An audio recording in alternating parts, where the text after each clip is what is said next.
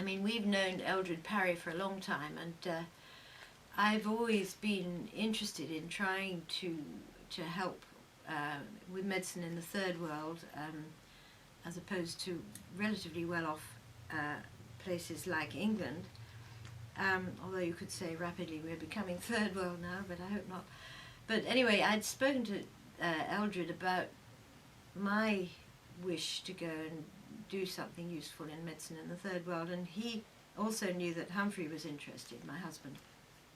And so he received an email from the dean of the new medical school in Namibia. They'd just set up this medical school about 3 years previously, at the request of the government, which was newly established, only 1990 they became independent.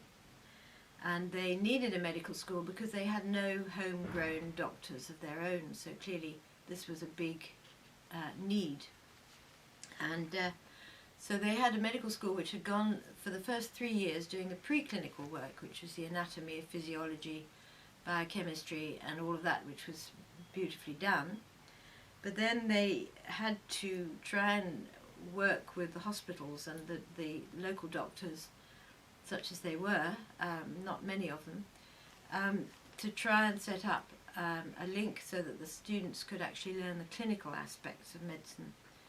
And so we were called in fact it was mainly for my husband that they wanted to come and do the internal medicine clinical curriculum. And so we went over to visit, and they said, oh, and what did I train in? So I said I trained in paediatrics. So they said, right, you're doing the paediatrics curriculum.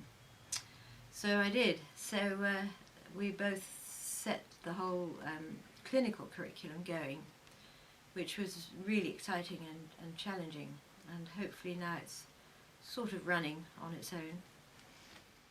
Well, we went on an exchange to Iran. So we were working as residents, registrars type thing, and clearly it was a bit difficult because we didn't speak the language, but we did learn what they call medical Farsi. So if you like me to ask you whether you're vomiting blood, I can do that in Farsi, but can't say very much else.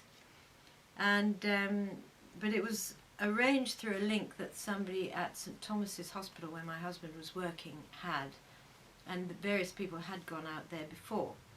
So we lived in Shiraz, and we had a wonderful 6 months working there in the hospital, and also we had the opportunity to visit some parts of the country as well, which was really wonderful.